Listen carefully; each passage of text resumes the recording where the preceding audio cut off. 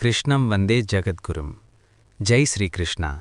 ఈ వీడియో చూసే ముందు ఒక లైక్ కొట్టి జై శ్రీకృష్ణ అని కామెంట్ చేయండి. అన్ని దోషాలను తొలగించే అద్భుతమైన అలవాట్లు. మన సనాతన ధర్మం కేవలం పూజలు, వ్రతాలకు మాత్రమే పరిమితం కాలేదు. మన జీవితంలో మనం చేసే చిన్న చిన్న పనులు మన కర్మఫలాలను మారుస్తాయో మన శాస్త్రాలు వివరించాయి.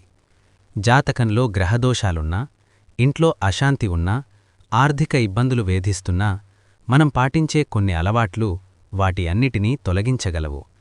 ఈరోజు ఈ వీడియోలు ఏ జీవికి ఆహారం పెడితే ఎలాంటి ఫలితం దక్కుతుందో వివరంగా తెలుసుకుందాం. పేదలకు అన్నదానం. అన్నపూర్ణేశ్వరి మరియు శివుని అనుగ్రహం. అన్నదానం మహాదానం. శాస్త్రం ప్రకారం అన్నదాత సుఖీభవ అంటే అన్నం పెట్టినవాడు ఎల్లప్పుడూ సుఖంగా ఉంటాడని అర్థం. ఆకలితో ఉన్న పేదవారికి ఆహారం అందించడం వల్ల సాక్షాత్తు ఆ కాశీ అన్నపూర్ణేశ్వరీదేవి మరియు పరమశివుని అనుగ్రహం లభిస్తుంది. ఇంట్లో ధాన్యానికి, ధనానికి ఎప్పుడూ నోటుండదు. మీరు చేసే పుణ్యకార్యం మీ వంశాన్ని రక్షిస్తుంది మరియు అపారమైన ఐశ్వర్యాన్ని ప్రసాదిస్తుంది. కుక్కలకు ఆహారం. ప్రమాదాల నుండి రక్షణ. కాళభైరవుని అనుగ్రహం. రక్షణ కోసం కుక్కలను కాళభైరవుని వాహనంగా భావిస్తాము. వీధి కుక్కలకు లేదా మీ పెంచుకునే కుక్కలకు ఆహారం పెట్టడం వల్ల షెడి దోషాలు తొలగిపోతాయి.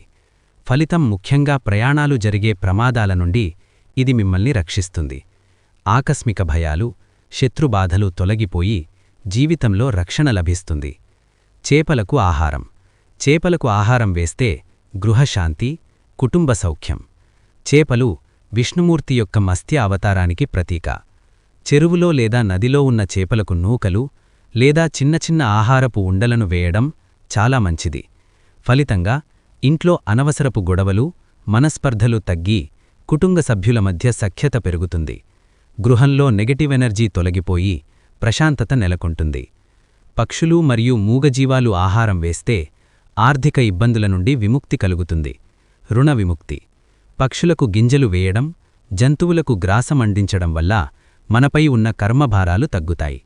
ఫలితంగా దీర్ఘకాలంగా వేధిస్తున్న అప్పులు, బాధలు మరియు ఆర్థిక సమస్యల నుండి బయటపడడానికి ఇది ఒక అద్భుతమైన మార్గం. మీ వ్యాపారంలో లేదా ఉద్యోగంలో ఆటంకాలు తొలగి ధనప్రవాహం పెరుగుతుంది. గోసేవ చేస్తే ముక్కోటి దేవతల ఆశీస్సులు దక్కుతాయి. గోమాత సేవ సర్వపాపహరణం. సనాతన ధర్మంలో ఆవులు కేవలం జంతువుగా కాకుండా గోమాతగా పూజిస్తాము. ఆవు శరీరంలో ముక్కోటి దేవతలు కొలవై ఉంటారని పురాణాలు చెబుతున్నాయి. ప్రతిరోజూ వీలైతే లేదా శుక్రవారం రోజున గోమాతకు పచ్చగడ్డి, అరటిపండ్లు లేదా నానబెట్టిన తవుడు తినిపించండి. ఫలితంగా ఒక గోమాతకు ప్రదక్షిణ చేసినా లేదా ఆహారం పెట్టినా ముక్కోటి దేవతలను పూజించినంత ఫలితం దక్కుతుంది. సకల పాపాలు తొలగిపోయి సంతోషకరమైన జీవితం మీ సొంతమవుతుంది. చూశారు కదా, మన చుట్టూ ఉన్న ప్రాణుల పట్ల దయ కలిగి ఉండడమనేది కేవలం మానవత్వం మాత్రమే కాదు, అది ఒక గొప్ప ఆధ్యాత్మిక సాధన కూడా. ఈ అలవాట్లను మీ జీవితంలో భాగంగా చేసుకోండి. ఆ దైవానుగ్రహాన్ని పొందండి. ఈ సమాచారం గనక మీకు నచ్చినట్లయితే లైక్ చేయండి, షేర్ చేయండి, సబ్స్క్రైబ్ చేసుకోండి. Thank you for watching.